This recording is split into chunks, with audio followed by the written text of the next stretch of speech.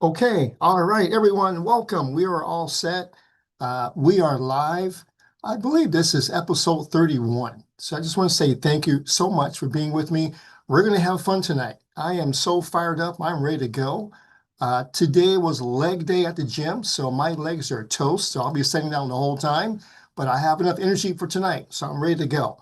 All right, so before I get started, what I want you to do is go ahead and put into the chat where you are signing in from. All right, let's do that. Let's see where you're signing in from.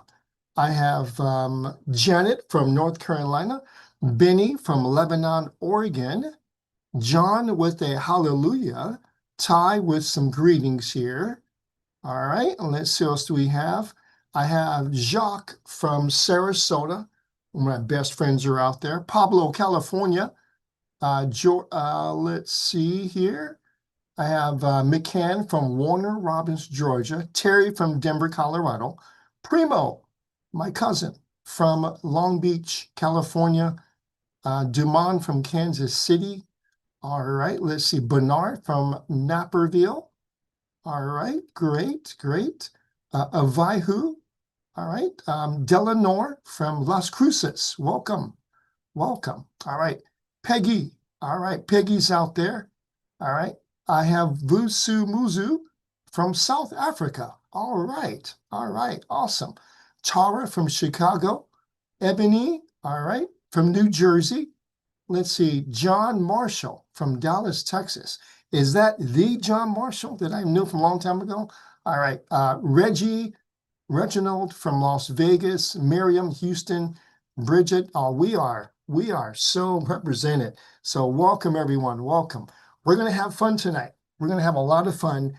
And before I get started, I want you to think about why you are here tonight. Okay, so maybe you're interested in commercial real estate, and but you feel overwhelmed by everything you believe you need to know, right? That's why you're here.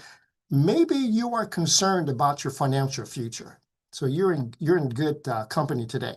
Or perhaps you are simply tired of working hard without feeling like you're getting ahead or closer to financial freedom and the security that you really want, right? So if that sounds familiar, I want you to know something very important tonight. Where you are today does not have to be where you remain. Okay? You don't have to stay where you are. Tonight is not just about learning about a few financing strategies or even about Section 8. It is about showing you what's possible when you combine the right property with the right strategy and the right guidance. Okay, so you are going to discover how ordinary people can move from uncertainty, okay, to confidence from depending entirely on the paycheck, right, to create income, right, income producing assets, and from wondering whether commercial real estate is possible to knowing how to do this business, practical steps, right, how to get your first deal done. And you're also going to hear from one of my students, Ken, awesome guy, waiting till you meet him. His story demonstrates how one property, one proven strategy, and the willingness to take action can completely transform your financial future forever. He'll share that with you. And as you listen tonight, I don't want you to think, right, that worked for someone else. I want you to ask yourself, what could this transformation look like for me and my family? That's how I want you to think about today. Okay, so because commercial real estate is not rocket science. Okay, it's not. But transformation does not come from information all by itself, right? So it begins when you gain clarity, which I'm going to give you tonight, when you believe that a different future is possible, which I'm going to demonstrate tonight, and you take the first step forward, right? So stay engaged, right? Ask lots of questions in the chat and keep an open mind because tonight could be the beginning of your own transformation, okay? So tonight, what I want you to do, I'm going to play full out. I want you to play full out too. And how I want you to do that is be active in the chat. Ask questions. I have one person who's dedicated to getting your questions off the chat to me. So ask as many questions as you can. I know I can't get to all of them, but I'm going to do my best to get to the ones that we can. All right. So tonight, what I want you to do is let's have some fun. All right. All right. And learn a lot and then take action. That's what we're going to do tonight. All right. So what I'm going to do here is I'm going to share my screen with you. All right. Let me click on that there. All right. And this is the one. Okay. Michael, how am I looking? Looks good. All right. Okay. So let's get started. So today we're going to talk about government-backed the real estate playbook, right?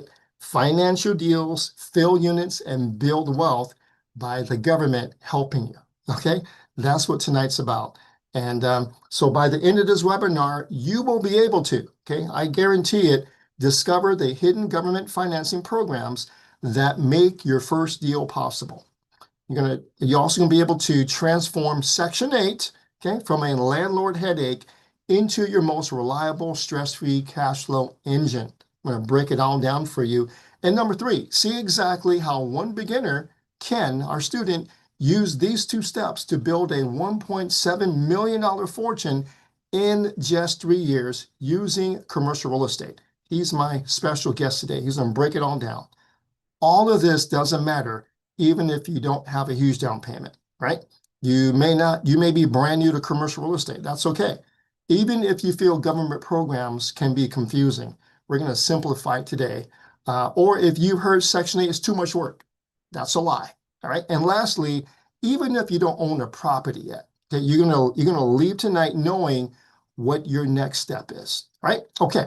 So this is Ken. He's my guest. He's going to share with you this beauty right here, this 24 unit he bought for $1.2 million, and now it's worth 2.9, right? In July of this year. So he's going to share the whole story with you.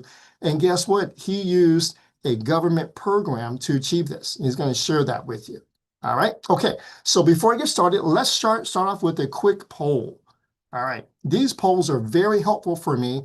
They help me take a direction on what to emphasize every time we do this. All right. So let's see. I'm going to run this poll here. I'd like everybody to participate here. All right. So there you go. All right. How confident do you feel about your financial futures, your financial security in today's economy? Very confident, somewhat confident, nervous, or terrified? Give me your answer here. All right, let's get your answer here. Looks like we have somewhat confident leading the way. Nervous is second. All right, very confident is only 9%. Terrified is 15%. We got to fix that tonight. All right, okay, it looks like somewhat confident, but I need to do more. That's 43%. That's the winner. Very good feedback. Thank you, everyone, for participating. I'm going to run my second poll. All right, here's my second poll here. Thank you for sharing that. Up, whoop, 1 second. Okay. All right, second poll. Oh, I need to end the poll first. All right, there we go. Okay. All right. So when you hear the word Section 8 real estate, what is your first thought? Share that with me. What's your first thought? So does it sound like a management nightmare? Is it too much government red tape? You hear it's profitable, but you don't know how it works, or guaranteed government checks, sign me up. Which one is it? Right? So when you hear the word Section 8 real estate, what's the first thought that comes to your mind? All right. And looks like 37% say, I hear it's profitable, but I don't know how it works. All right. And then secondly, guaranteed government checks, sign me up. All right. Okay. 40% of you say, I hear it's profitable, but I don't know how it works. You are in a good spot tonight. I'm going to break it all down for you. Okay. All right. So thank you for that. Okay. I'm going to close down the polls here. Okay, great. All right. Thank you for that. All right. Thank you for participating in the chat. The chat's doing really well right now. So thank you so much. All right. Okay. We're going to get started. I'm going to start off with this. Isn't it time that the government helps you, right? You pay property taxes. What do you get? Nothing. You pay income taxes. What do you get? Nothing. You pay a business tax, property tax, gas tax, death tax, estate tax, gift tax, right? Sales tax.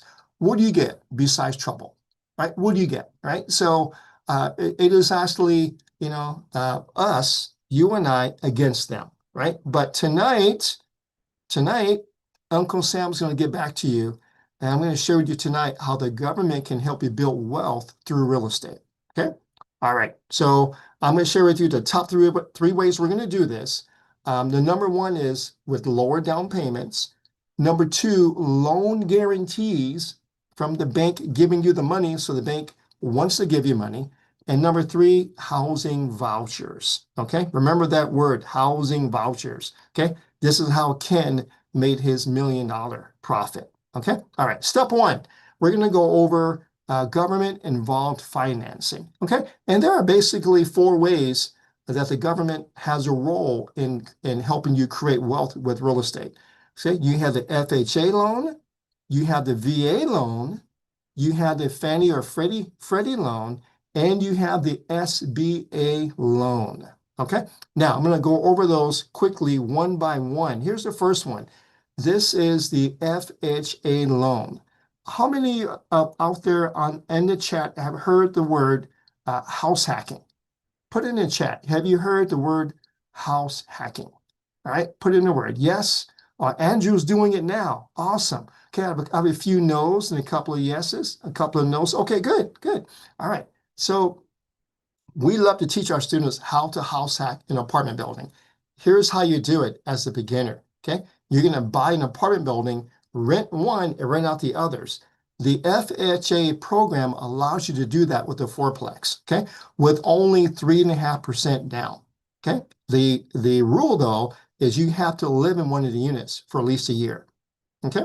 And then you can use the other units, the other 3 units, to help pay for the mortgage and all the expenses. This is a fantastic way of getting started if you're not working with a lot of money, right? And you don't mind living in your apartment building and renting out the other 3 just to get started, okay? This is an FHA. This is a government-backed loan, okay? And Bart's asking, do you have to be a first-time buyer? Yes, okay? Lev is asking, what if it's a 3-unit? Absolutely. You can do a duplex, 3-plex, and even a 4-plex. Okay. All right. Great. Now, let me ask you this. In the chat, do we have any veterans out there? Am in the chat, any veterans? Right. So let me know. Okay. Albert, Melvin, Robbins, Elaine. All right. Okay. We have a lot. Terrence, Dieter, Lisa, Donnell, Charlene, Gregory, Daryl, Marshall, Carol, Arthur. Fantastic. All right. First of all, thank you for your service. And secondly, this next slide is for you. This is another way of house hacking, okay, with a VA loan, okay? So you can buy a fourplex with as little as 0 down, okay? Some of our students have bought fourplexes in the past, and the people that have purchased our students' fourplexes use a VA loan. So they put no money down, right? And they even had the government pay for all the closing costs. So literally no money down. So you need to be a veteran, have a VA certificate, right? Again, you must live in one of the units, okay? And then, so it's just like an FHA loan, but this time you need to be a veteran or have the VA certificate, okay? All right, okay, so again, just a great way for the government to help you get started in real estate and start building wealth, right? Why not? You pay all these taxes, right? All these taxes. Why not have them start helping you? Okay. Here's another one. Okay. This is a Fannie Mae loan. This is my favorite loan. Okay. Done a ton of them. And the reason why I like a Fannie Mae loan is Fannie Mae is a part of a government that insures a loan for a bank. So if I go to Chase Bank, or let's see, maybe not Chase Bank. If I go to like Arbor Bank, right? Arbor Bank will give me a loan to buy my multifamily property, and they'll happily do so because the government will insure the loan just in case I messed up. Okay, so Fannie Mae, let's see, in 2025, lent out like $70 billion in multifamily loans. 2026 so far, 50 billion. Okay, and they are directed by the government. At least half, 50% of all those billions have to go towards affordable housing, okay, which is what you're buying. Okay, so I like Fannie Mae because the most times the interest rates are the best, and the loans can go longer, you get longer and better terms than you would for a local bank most of the time. Okay. Sometimes, well, for me, maybe not for you, but most times it can be non-recourse. Non-recourse means that there's no personal guarantee. So by any chance I mess up or hurricane takes it away, they can't come after me personally. Okay. I love the Fannie Mae loans. Okay. All right. Let's see. All right. Okay. Let me go to the next slide. Okay. This is an SBA loan. Okay. Small Business Administration loan. You can actually use a SBA 7A loan to buy a self-storage facility. You know that? So here's a picture of one here. Let's say it's a $1.5 million facility. You can actually put down $150,000, 10% down to buy this beauty right here. Okay. The only thing is it can't be completely passive. You're going to have to either manage it yourself or have a third-party manager that you oversee. Okay, that's the main rule. All right. Okay, great. All right. Now, question for you. Which asset type would you like to have a Tuesday night training for? The loan type, FHA, VA loan, Fannie Mae loan, SBA. Does this interest any of you out there? So tell me. All right, Joy wants to learn about Fannie Mae, Fannie, SBA, VA, Fannie, okay, a lot, okay, FHA, thank you for that. Okay, great feedback. SBA, all of them, okay, maybe we do that.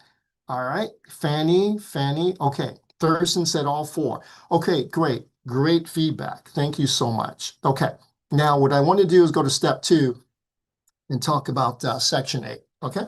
I've been doing Section 8 since maybe the late 90s, okay? So a lot of experience with Section 8. Some of you may be wondering, what is Section 8? Section 8 is a federal government program that helps low-income families, the elderly, and the disabled afford private housing, okay? Number 2, the government pays a portion of the rent directly to the landlord, okay? That's a very cool thing, right? So who is eligible for Section 8? Well, you have income limits. So basically it's for quote unquote the poor, right? So you have to be at a certain high level. You can't have a job making $400,000 a year and qualify for Section 8. You can't, okay? You have to have lower income. There also has to be a family status. You have to have a family or be of a certain elderly age to qualify, right? Citizenship, you must be a U.S. citizen or an eligible non-citizen. So a lot of people can qualify for this, right? And here are the benefits. The benefits are quite a bit.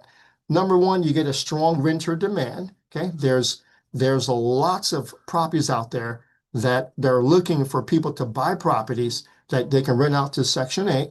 Okay, number 2, it says dependable housing assistance portion. So the housing authority will pay you a sizable amount every month for the rent. And then the tenant on number 3 pays a smaller amount. I'll give an example in a second. Number 4, because it's government insured and the government is helping pay your mortgage, but also helping the tenant pay their rent, they tend to stay there quite a long time. Okay, and number 5, the review process is like anything else. You get to approve everything before you put anyone in, and I'll go through a frequently asked question thoroughness very shortly. Okay, question for you. Okay, so we just uncovered top 5 reasons investors love Section 8. Which of these benefits excites you the most? Is it A, B, C, or D? You tell me. You tell me. All right, let's put your answers in there. Patricia is asking, how do you get Section 8 tenants? I will tell you in very shortly, Patricia, how to do that. Okay. And Teresa is asking, are there restrictions for the amount of individuals in the Section 8 home? Of course there is. Okay. Okay. All right. And it looks like the answers, a lot of them are B's. Okay. Dependable rent checks. Yeah, I agree with them. Yeah. For the majority, it's B's. Yeah. Couple of D's. Okay. Fantastic. All right. Fantastic. Right. Now, here's my top three ways to maximize your Section 8 rent. This is for me. I'm going to remove all the technical jargon out of this, right? I've had great Section 8 inspectors, and I had the worst ones. So it comes down to this. Number one is to pass the property inspection the first time. Okay, so make sure you pass the first time. If you don't, your property is not up to their standards, okay? Or even your standards or even our standards. So just because it's Section 8, don't think that you can have a raggedy apartment and rent it out. Don't do that, okay? Because what it comes down to is number two, you will not be able to get the highest rent, okay? And the reason why is because number three, make sure the Section 8 inspector has a good experience when visiting on site. A good first impression puts them in a good mood. These inspectors are human beings, right? They're just like you and I. So when they see something that's sparkling clean, well put together, it gets them in a position where they will give you the higher rents. They're human beings. But if their first impression is overgrown grass, broken windows, you can bet that they may either fail you and come back, or they may just give you the low rent. Okay, so just remember, my top three ways are human guidelines. Okay, so the four terms that make the Section 8 work is the voucher, right? That's what the tenant has. They have a voucher. Basically, the voucher says, I'm able to afford, Peter, your two-bedroom for $2,000. Okay, number two is a lease. That's my lease. I'm going to sign with the tenant. And then number three is the HAP, the Housing Assistant Payment. Okay, that's the agreement that the section is going to pay me. And then you have the HAP contract. That's the contract between myself and the housing authority. Okay, so you need all four to make this work. Here's how it looks. If you want to get a total rent of $1,400, the public housing authority will probably pay around $1,140. The tenant pays $260. Okay, so they will send you $1,140 every month. The tenant will pay the $260. Your total rent will be $1,400. Okay, so that's how it works. Okay, all right. Okay, now, how much rent can I charge using Section 8? Easy answer. Okay, it's not a secret.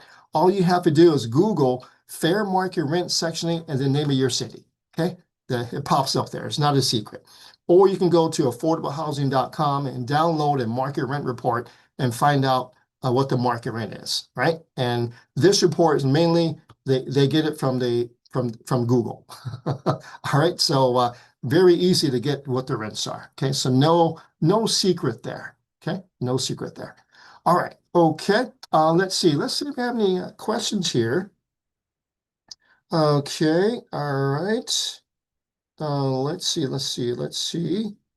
Okay. Okay, all right, so I'm going to pass up those. I think I have it here. What do you think about independent living program? I'm not sure what you're talking about that, Adisa. You may want to explain that a little bit. All right. Okay, and what is the highest rent you can charge? So, Lee, you need to go on those websites you can see. So put in fair market rent, Section 8, and then your city, and a link will pop up. Click on it. It'll show you what the ranges are. Okay. All right. Okay, great questions. Let's see here. Let's see. Okay, now let's see. Can I get the recording, please? Okay. What is the length of the Section 8 tenant? It can be as long as they pay the rent. Okay. All right. Let me go to this here. So what I want to do next is jump into some true false for a few minutes. Okay. Here's a true false question for you. Put your answers in the chat. Section 8 screens a tenant for me, so I don't need to run my own screening. Is that true or false? Okay, the answer is All right. Okay. Awesome. It's false. Yep. You guys are smart tonight. The Public Housing Authority verifies your program eligibility. You still apply the normal, lawful, consistent tenant screening standards. Okay. So you get to do the screening yourself. Okay.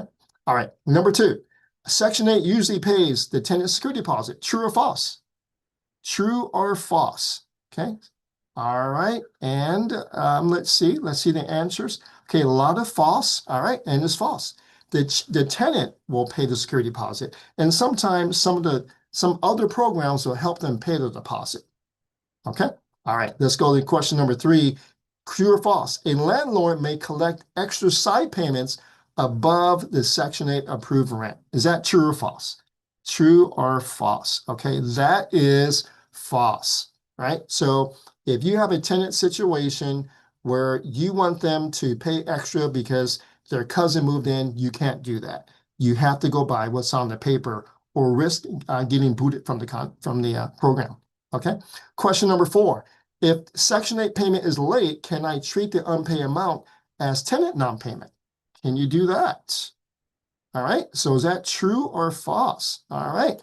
So that is false. So when Section 8 is late in paying you, sometimes they are, you're dealing with the government, but that has no reflection on the tenant.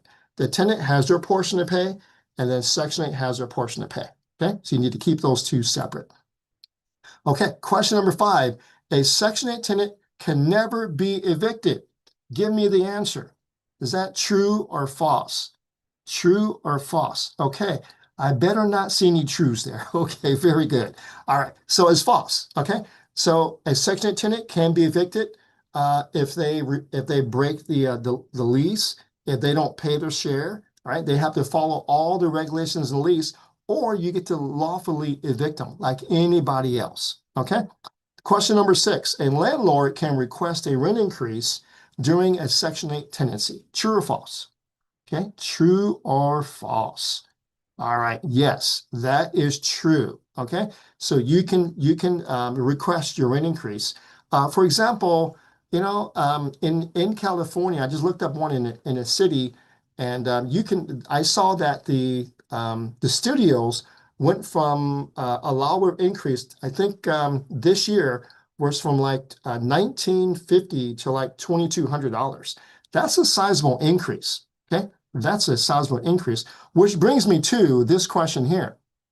Okay. Section 8 tenants are more likely to damage your property than non-Section 8 tenants. Is this true or false? True or false? This is a controversial question, by the way. Is this true or false? All right. I'm getting half true, half false. Here's the answer. It's false, right? So you have to screen the person, not the voucher. Okay. So some of my best tenants were Section 8. Some of my worst tenants were Section 8. It came down mostly to me, how I screened the tenant. Okay. So I need to screen well, which brings me to this. Okay. True or false? Section 8 rents are always lower than market rents. Is that true? Is that false? Okay. Is that true or false? All right. I'm getting a lot of, okay. I'm getting mostly false. The answer is false. Okay. There is no automatic Section 8 discount. In fact, in most places, Section 8 is at the market level or a little higher, right? To give an incentive to a landlord to enroll their unit in Section 8. Okay. So they have to be competitive to get people to want to do that, right? Why would you want to rent your apartment to Section 8 with lower rent? You wouldn't want to do that. Okay. So Section 8 is pretty good with that. Okay. All right. Okay, someone had the questions. What if the government shuts down and there are no monthly payments? Well, the government did shut down, but guess what? The payments did come. Okay, so no worries there. All right, true or false? If a Section 8 tenant seriously damages your property, they risk losing their housing voucher permanently. This is also controversial, right? Is that true or false? True or false? I look in the chat, mostly true. Okay, here's the answer. It's false because they will not permanently lose it. They will lose it, and guess what happens? They have to go apply again and get on a waiting list. It could take a year, sometimes even more, to get back on the list. So they do not want to lose it. So hopefully they will behave and not want to get evicted because they don't want to lose they're standing there. Okay. All right. Okay. All right. And Julius is asking, is Boston, there's good Section 8 property in some surrounding neighborhoods? Yes, absolutely. Absolutely. Okay. All right. Here's the last question. True or false, investing in Section 8 properties can increase cash flow if you buy the right property and manage well. Is that true or false? True or false? Put the answer in the chat. I see a lot of truths, a lot of truths. Yeah, here's the answer is true, right? Comes down to buying it right, to approving the rent, strong management, manage it well, and then you're going to win, right? Gives you the best chance to win if you do it right, okay? This is what we teach our students to do. Look at the bottom of the screen. This is what we teach, okay? This is what we teach, and this is why Ken was also so successful, all right? Okay, speaking of Ken, all right, so as I shared at the beginning of the show here, this is Ken's 24 unit Section 8 success story, right? He bought the property at 1.2. It's worth close to $3 million in 3 years, and he used a government program like Section 8 to do that. He's going to share his story. So Ken, can I invite you on?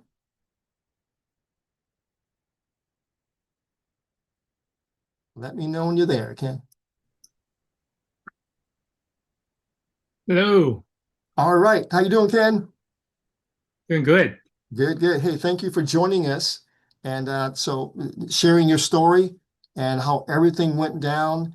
And ladies and gentlemen, you're in for a treat today. We have some great questions for Ken, and Ken has even greater answers. So keep your questions flowing in the chat. Okay, so we're going to pull them out and try to get some questions from you so we can answer them as well. Okay, so Ken, thanks for joining us. I'm going to share your screen. These are facts about your deal. So everyone, look at this. So this is Ken's first commercial deal, 24 years, bought it in 2023, bought it for 1.2. Okay. Day one rents per month were 13,278 per month. July 2026, it was at 24,573. Okay. He purchased it for 1.2 in 2023. And then this month we're at $2.995 million. Forced appreciation of $1.7 million in 3 years. Okay, incredible. All right. And just to tell you, we mentored Ken, and look at the bottom of the screen. This is what it took. I counted 719 emails between Ken and us coaches, right? And we got on the phone with Ken 48 times, one-on-one calls with Ken 48 times. This does not include Ken getting on the call group calls. This is just one-on-one calls, right? So this type of result takes this type of system, right, to get these types of results. So Ken, all right. So I'm going to jump into your questions. Ken, share with us first of all, what's your why? So what was going on in your life that made you contact us to help you buy your first commercial property? What was going on, Ken?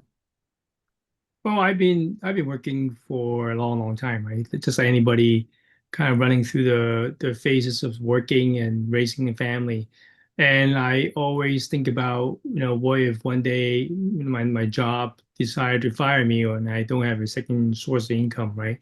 So like everyone else, we always want to be feel the safety of have a safe net of income besides just the job that I had, right? So that is the reason, one of the reasons that I was looking for a some type of investments where I can get a continuous flow of income or an asset that able to grow with me as I continue with my career, that have a nest egg for me to retire on.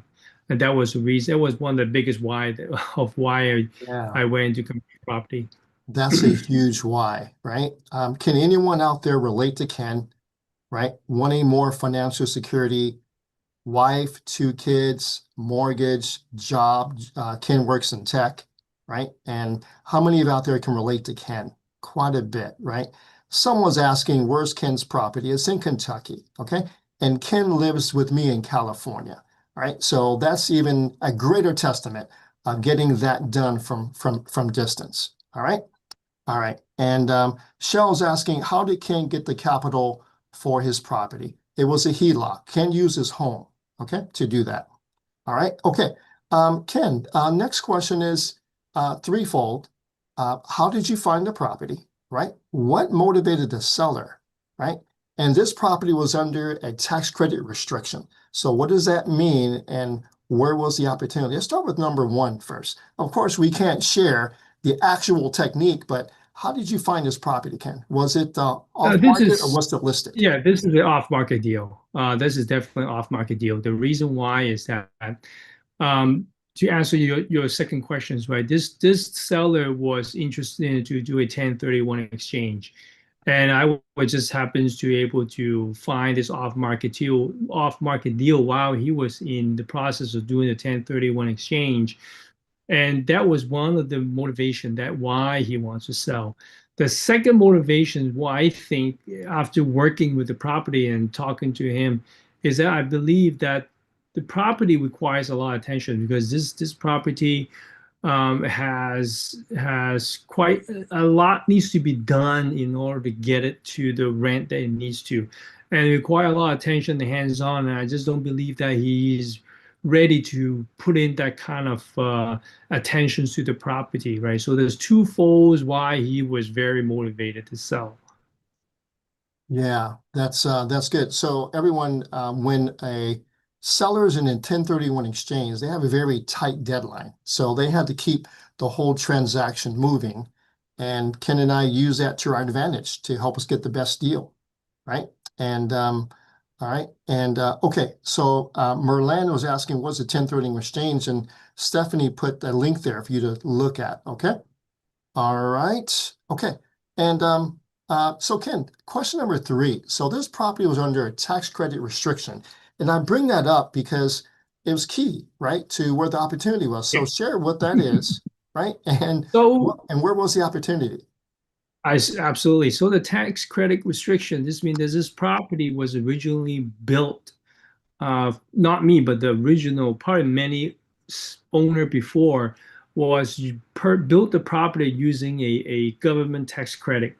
And that tax credit requires the property to be restricted in whatever is in the contract, right? There's a contract from the government that if the builder built this property using government tax credit, there are certain things that need to follow. Most of the time, it has to do with rent restriction, and it has to be rent to certain people with a certain income below the poverty line or below the full market value. And that is usually what the tax credit restriction is for properties. Okay, great. So Ken, let me just break this down for our audience. So what Ken was saying, everyone, was this property, this seller was in a program to get tax credits from the government. And if the government gives him tax credits, his income was restricted. He couldn't raise them for a certain level for a long time, like for 10 to 15 years, right? And then this brings us to the opportunity, Ken. What was the opportunity? What made this deal with income restriction be so good? So this because of for the property was in the program for a long time. It was around almost 6 years to expiration when I bought it. So it's been with the program for a long time. Certain terms were negotiable, but it has to be applied through the agency. Now, when those terms usually negotiated, usually negotiate on the benefit of the owners, which means that maybe the full market value of the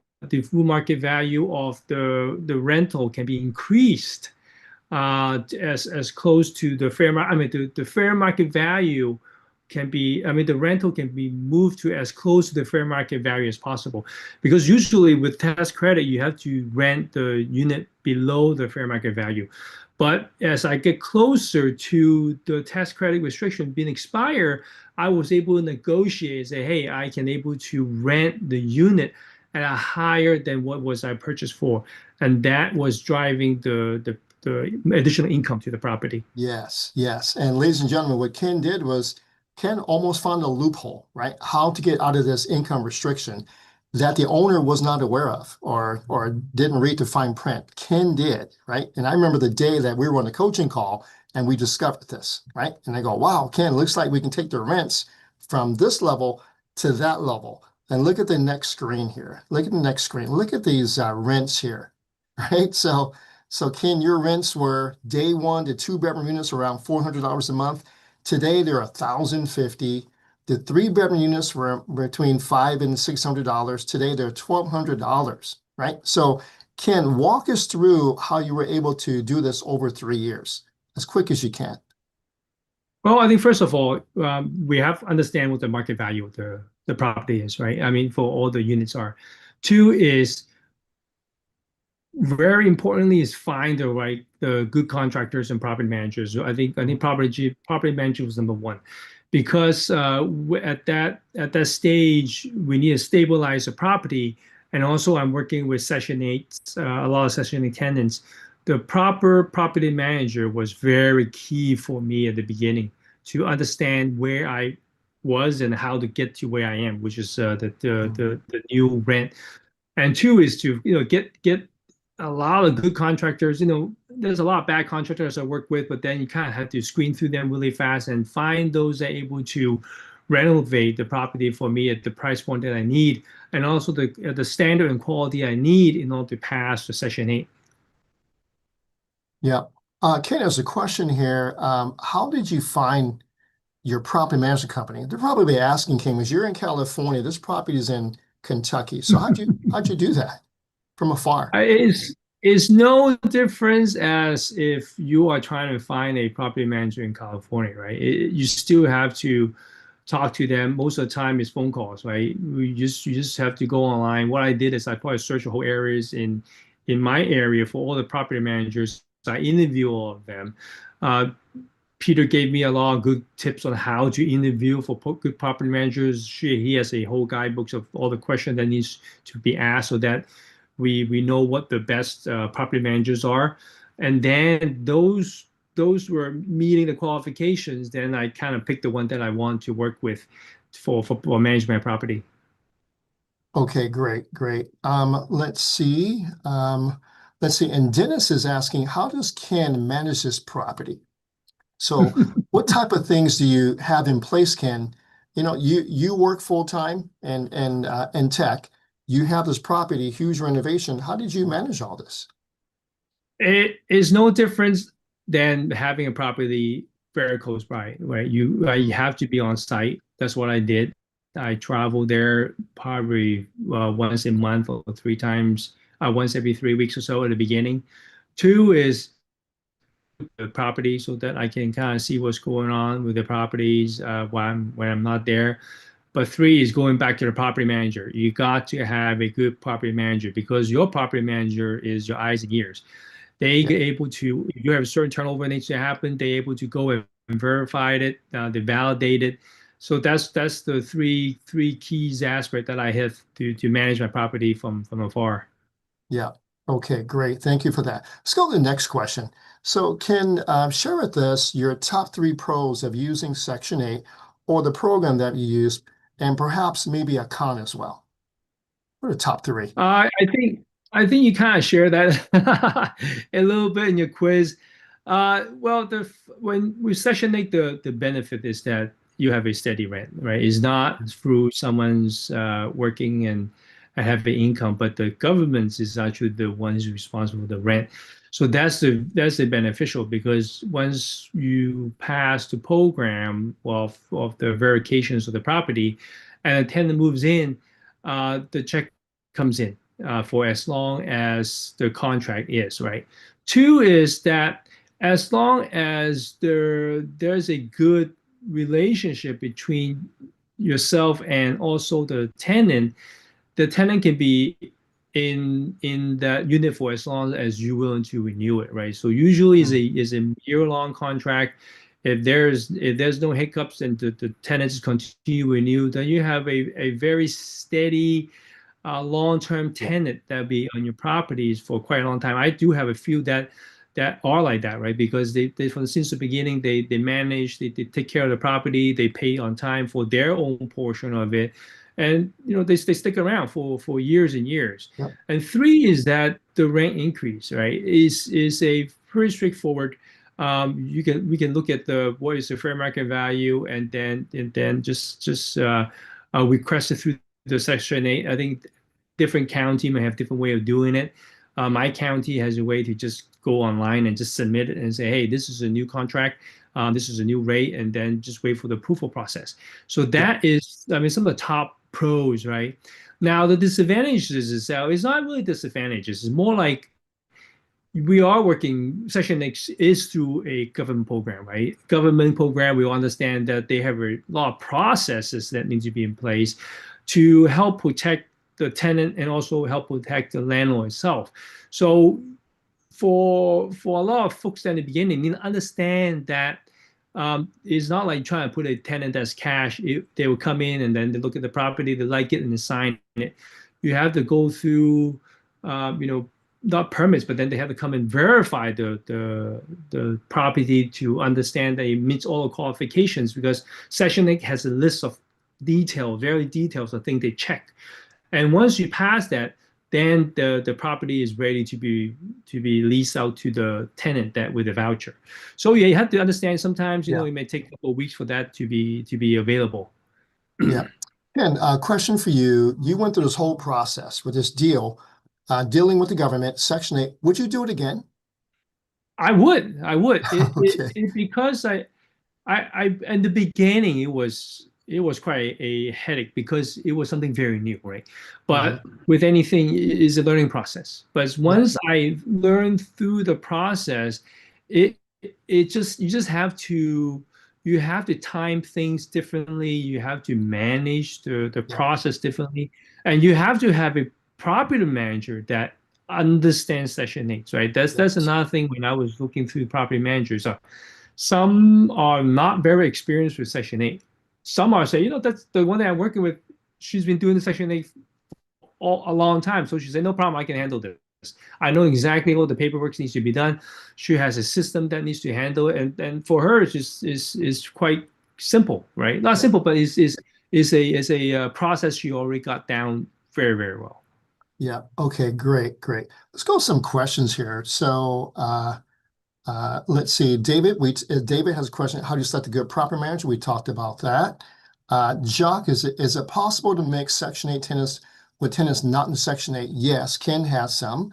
And Benny's asking how many times you visit a property in person before purchase it. Well, Ken visited before contract, during contract, and after contract, and you probably visit it every few weeks just to get the renovation going. Okay, so quite a bit responsibility to create this much money. All right. And all right, for the sake of time, I'm gonna skip this question here. I want to go to this fun question, Ken. So Ken, you were able to do a cash out refinance and recoup 100% of your down payment. So all your entire down payment is out as of this month, right? And almost all of your renovation costs in just 3 years. That's amazing, right? Share with the audience one or two things that you did really well in order to get this done. So what are one or two things you did really well? I think, look, I'm looking back, right? Looking back, the one thing I absolutely believe I did correctly is I work with an advisor.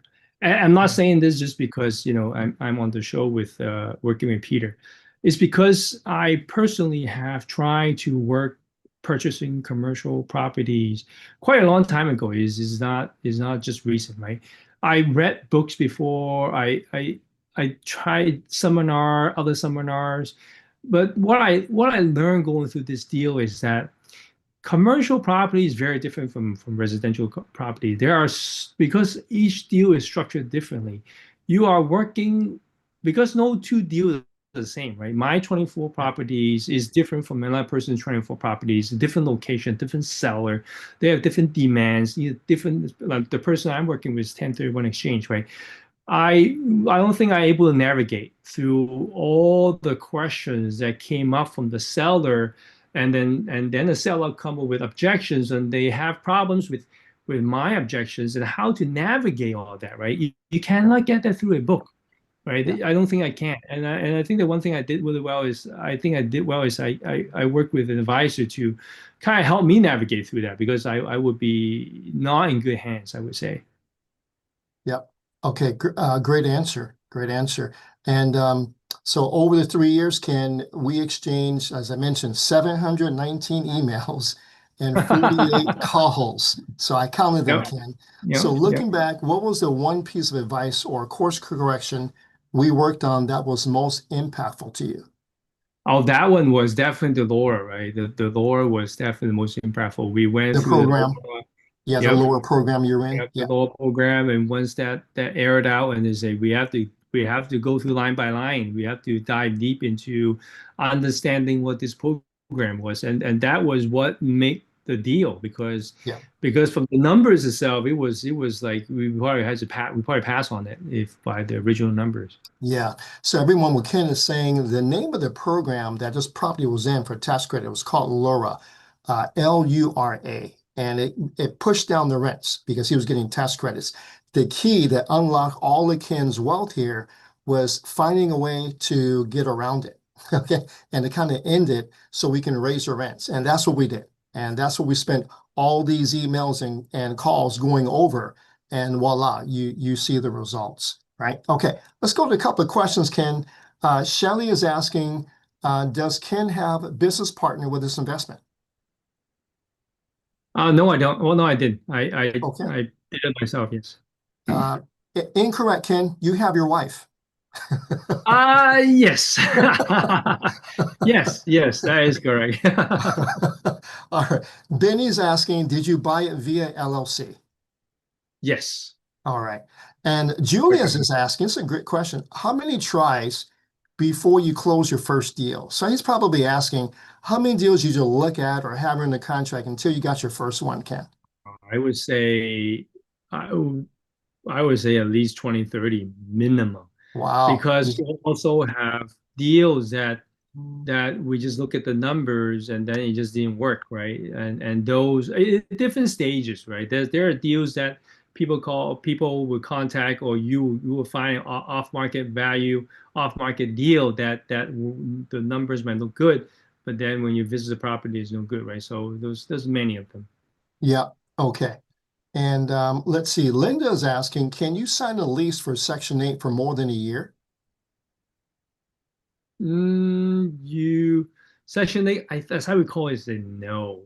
That's Yeah. how we call it, a no. Yeah. Okay. All right. And let's see. All right. Oh, and Robinson is, if you're not on Section 8, can you have someone on or not on? So you do have people there that are not under a program. Is that right? I do have regular Yeah. cash and yes, Yeah. Okay. Okay. So you have regular people there as well, right? yes, I have cash tenants. Okay. Okay. Okay. Okay. Great. Let's see. Let's see. Lee's asking, did he get a higher rate, interest rate when you refinance? Did you, Ken? It was when I did it, it was I think it was almost the same. Hmm. It was 6 point something. Okay. Okay. Got it. And then Monique is asking, how much do you pay your property manager? So what percentage of the rents do you pay your property manager? I did 10%. Okay. Okay, great, great. All right, great questions, everyone. Great questions. I wish we had more time to answer these questions. Yeah, and Benny's asking, was it worth it? Good positive cash flow, was it worth it? Well, he wouldn't be on this. Absolutely. Yeah, absolutely. Absolutely. All right. So Ken, thank you so much for sharing this. I'm going to segue into this. So hold on a second, Ken. We may answer some of the questions here. So Sure. everyone, do me a favor. Go ahead and tell Ken thank you for sharing his story, right? Does everyone now have an idea of the benefit of Section 8 or government assistance? How I can help you, right? So let me know in the chat that we delivered for you. I think it's, we spent a half hour on it. We can spend a lot more time, but I think you have the gist of it, right? And because I want to share this with you. So as a teacher, my greatest joy isn't doing deals, in fact, right? It's watching students like Ken and hopefully like yourselves transform their lives through the deals that we do. Okay, so it's seeing someone go from feeling overwhelmed and uncertain to becoming a confident commercial real estate investor. That's my calling in life, right? Is watching them move from worrying about their financial future, like Ken first started off, to creating dependable income, building equity, and providing greater security for your family. Who doesn't want greater security for your family? Okay, so that transformation that you watched tonight is possible for you too.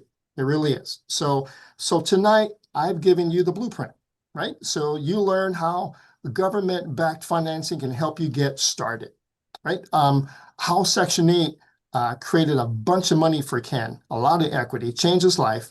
How just increasing the property income can create substantial wealth, right? So Ken's story, as you heard, I demonstrated that that one property combined with the right strategy and taking action can completely change the direction of one's financial life.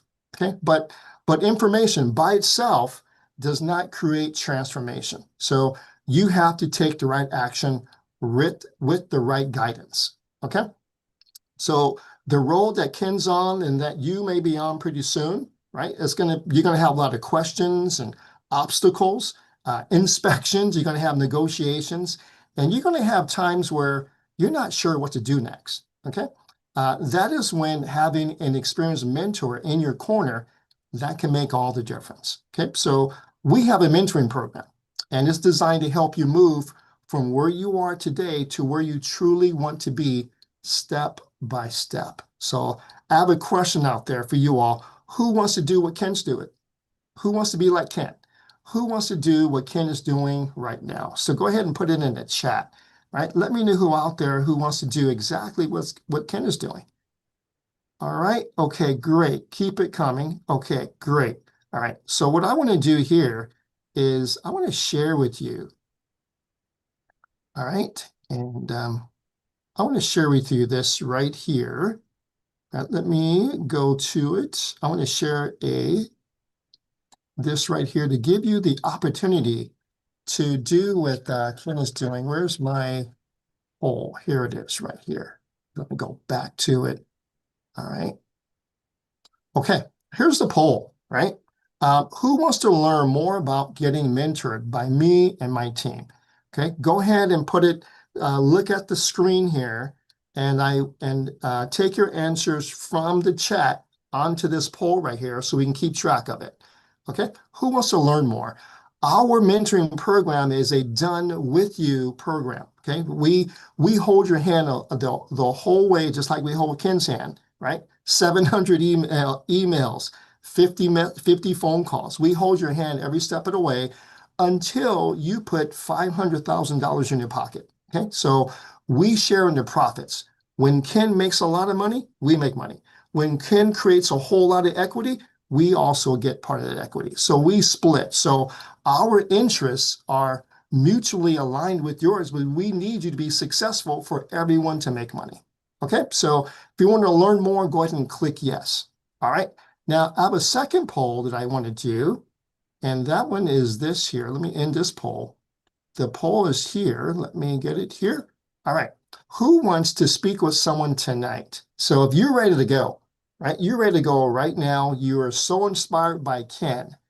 Go ahead and put, if you want to speak with someone tonight, I have people in backstage right now willing and ready to talk to you now. So go ahead and if you want to speak to someone tonight to learn more about the program, to learn more, okay, you can speak with someone tonight, or you may want to schedule later, and that's fine too.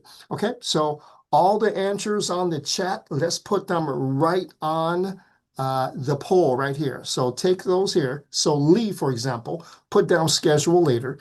Edward put yes, right? Mocha, is it Mocha? Yeah, Mocha. Click right now, and we'll get you in queue, Mocha. All right. Now, Mocha, go ahead and put the now right now, and then we'll reach out to you. Okay. I have people in the background right now, ready and willing to talk with you. Okay, I'm going to end the poll right here real quick. And what I want to do here is I'm going to stop the share and I want to share another screen with you here real quick here. And where is it? Right here. Let's see if this shows here. And there you go. All right, so look at this screen right here. This is commercialpropertyadvisors.com/schedule. So if you want to schedule a call on your own, okay, you can do that. Just go to commercialpropertyadvisors.com/schedule. The link will also appear in the chat, so you can click on it. But basically, just put in your state, right? Name, email, phone number, click yes, and then book call, and then voila, you're done, right? You can speak to someone. Okay, so it's that easy. All right, so what I want to do now is I'm going to stop the share, and I want to run this one poll one more time to give you a chance for if some of you have missed out on this here. All right, so one more opportunity to speak with someone tonight. So go ahead and click now or schedule for later. All right, okay, do that, click now. And while you're doing that, do me a favor, give Ken some love. Tell him thank you so much for sharing his story. Tell Ken thank you so much in the chat. Tell him how much you appreciate him. All right, go ahead and do that. All right, Ken, the love is coming in there. All right, there we go. There we go. They appreciate your story. Thank you so much. All right, everyone. Again, I have this poll up, so if you want to speak with someone tonight, just click. You click now, and you can speak to someone tonight. All right. Okay, great.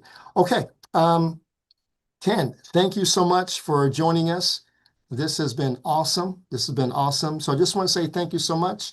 And now I knew you just got off of work, and now you can go be with your kids and your wife and get something to eat. Absolutely. Yep. All right. You. All right. All right. Thanks, everyone. So what I'm going to do, I'm going to segue into a video that I want you to watch. Okay. So we're going to segue into the video right now.